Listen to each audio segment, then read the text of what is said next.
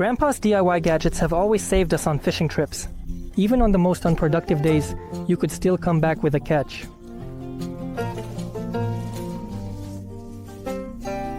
These are simple DIY projects. Time-tested. Oh, nice! Carefully, come on. I'm sure that with these DIY projects, your fishing will be much more interesting and you'll be able to catch as many fish as possible. Friends, here are 5 DIY projects from the Soviet era. Hey everyone. Hi everyone. Today, Diamond and I will tell you about 5 DIY fishing gadgets. These will be interesting DIY projects, tried and tested, and we hope you'll like them. Let's go. The first homemade product is a tackle that it hooks the fish by itself during a bite. This is a DIY self-hooking float. Self-hooking float, guys, came to us from ancient times. It's not like the float itself instantly and sharply detects the fish. But still, you can easily make it with your own hands without any difficulties. For this we will need Diamond, who just ate some cookies. Here's this little foam thing. Previously they used foam plastic, they used wood, something floating, other materials. Now we have this kind of foam, and we can really make good use of it. You see, this is a foam mold, or how should I say it, a foam container where cookies are sold. It's wrapped in plastic wrap. This is what we will use for self-hooking. Float? Well, the base of the float will be a regular float for catching crucian carp weighing 2 grams. We need to take this thing, you need to take some kind of coin and trace a circle.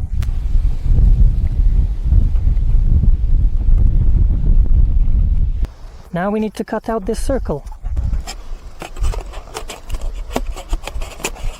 So we ended up with this thing, which is a foam circle. We take our float, and in the center of this circle, we put our float in there. You see, the circle fits well and moves easily. This will be our basis for self-hooking. Float. What need to do? Now you need to take a lighter and light it up. So here at the top, we will singe our float.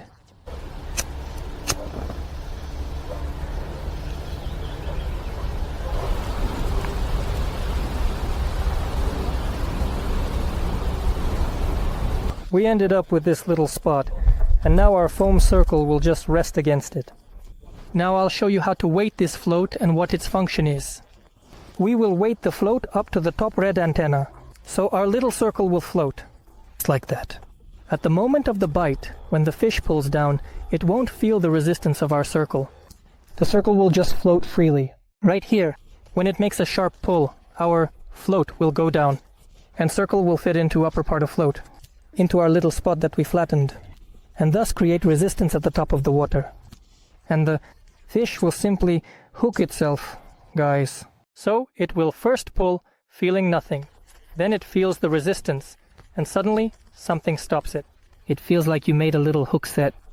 And that's the whole trick. Hey, self-hooking float.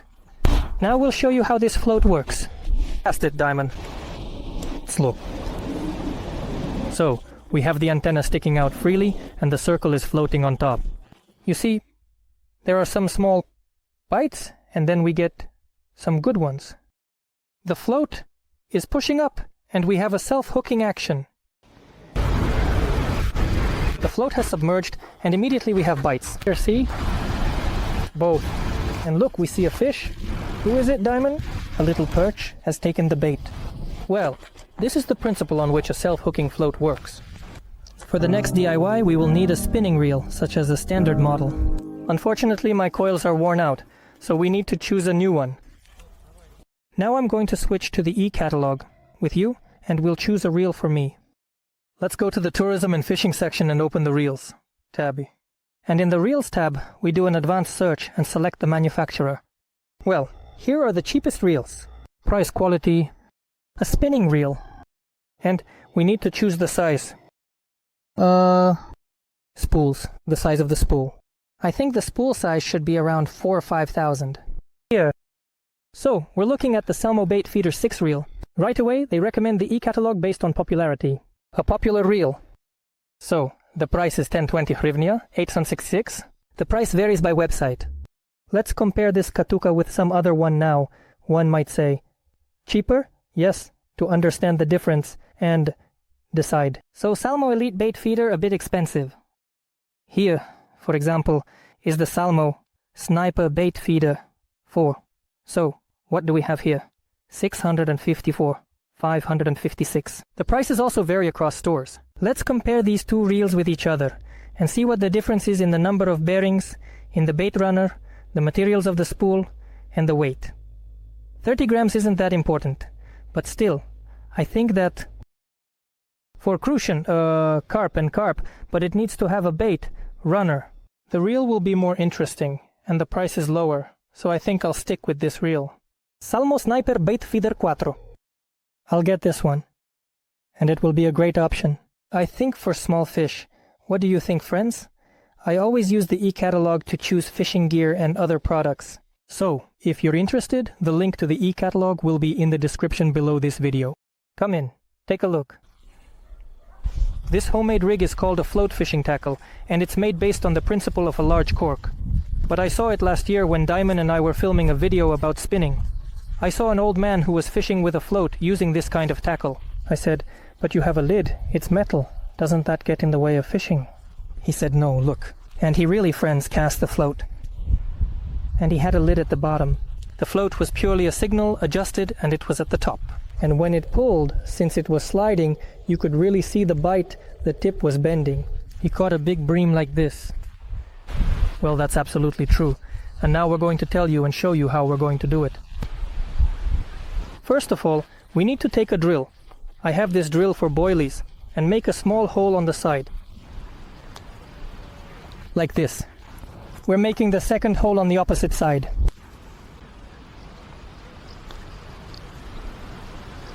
Now we need a coin, in my case a 5 kopeck coin. It fits perfectly right here, at the bottom of the cork. When we place it here, our cork will sink, like this. It's the coin, facing down because it will create the weight. So, what are we doing right now, friends? We'll take some kind of knife, in my case a multi-tool, and we'll lightly scrape the bottom of the cork like this. Why are we making this roughness? We're doing this to make the surface smooth and the coin sticks better. Now take super glue and stick it on this cork. Our coin has stuck.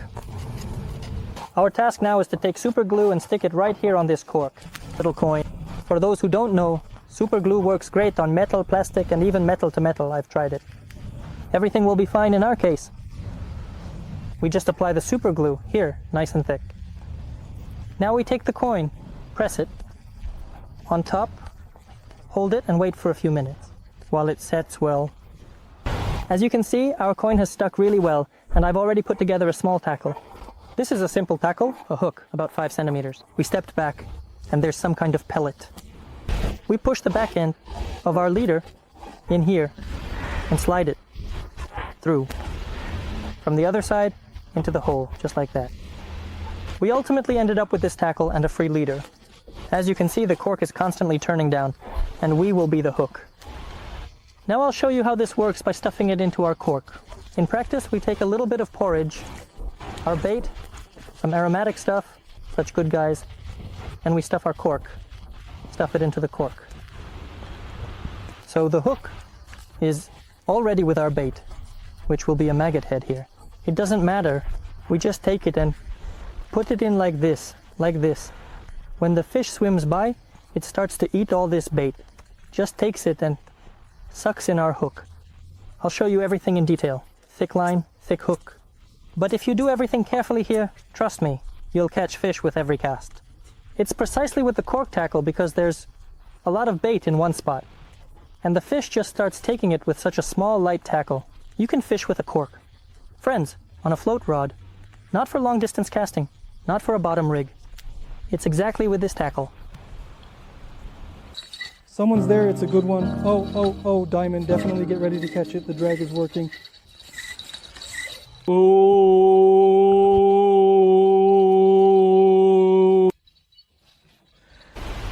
Well, friends, the next homemade product is the loop. You often have to make loops while fishing, connect lines, thread a feeder, and put on leaders. Now, we're going to show it. So we will need a safety pin and some kind of multi-tool or regular wire cutters, which everyone has. We open the safety pin, and from this edge, we bite it off right at the very tip. And what do we need to do? 2 uneven edges. We need to even them out, at least minimally, just by eye. So we ended up with this thing. So what do we do next? I think everyone knows how to use pliers in small pieces. We take a little bit, step back from the edge and bend our safety pin like this. On one side, and also on the other. So this is the construction we've got. This is our own loop. Now we're going to show how it works. How to tie a loop. Let's say this is the line, and we need to make a loop. We take it like this, fold it in half and put it on top. Then, when we've threaded it, we make another double loop and twist it. We put it on top here, and our task is this: to thread the double loop through our single loop so that it goes behind it. It's done this way, Obana. The pin spreads everything out, and the loop goes through further. Yes, we flip them over, just like that. Now it's just a matter of business. We slowly pull it up and remove these 2 loops from our pin. And the first loop stays right where it was. Then we tighten this up, and we end up with a loop the size of our pin. Here it is, our finished loop. This is how it turned out. Our grandfathers used homemade tools. So as you know, older people have poor eyesight, and they came up with this great method.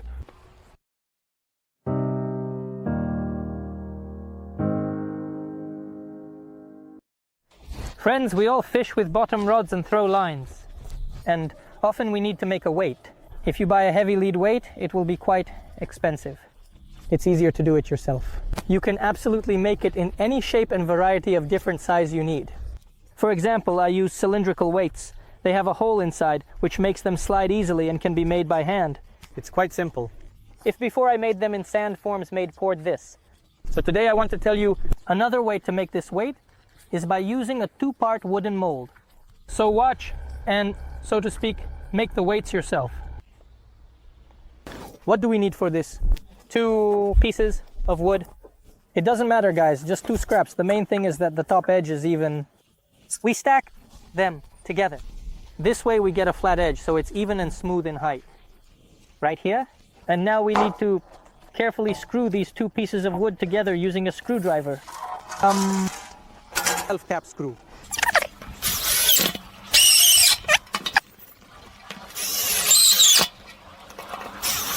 Now we've screwed our mold, our workpiece together. So you see we have 6 screws here. And now we just need to make a hole here. I'm going to make the hole using drills. First, I'll be using a drill, a smaller diameter. Then I'll take a bigger drill to widen the hole. This is exactly the diameter that our weight will be.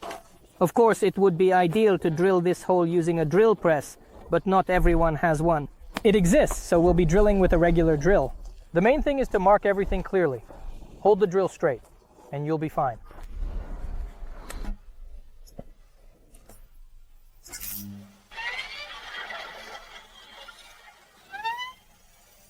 As I said, we just replace our drill with a thicker one. Be careful, your drill might be hot. Next, we will need some lead. I already have a little bit of melted lead, but you can get it from an old car or motorcycle battery. I'm going to heat all of this up on this kind of portable burner. Now I'm turning it on fire, and we start melting our lead. I've already prepared the mold for pouring. This is what we're going to pour into. The lead has already melted. I'll also show you guys. The lead has melted, and there's already some on top. You could say that there's trash in the metal, the stuff that doesn't melt, and this is present in any melting of lead or any metal. It has this kind of trash in it. Trash. This one won't work. It will stay at the bottom when we pour it now. It won't flow into our mold, so to speak. Now our task is, when our lead has completely melted, we turn it off. Take something good that we will use for pouring. Pliers, definitely strong ones, and be careful. We start pouring this into our mold.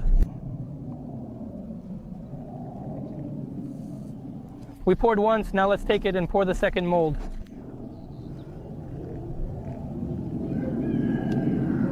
Poured 2. What's left on top is not a big deal. All of this, then it can be removed. After our wall has cooled down, or rather set, how should I say it, the metal, in short, has acquired a solid state, we can start taking apart. our whole setup and getting the finished weights out of there.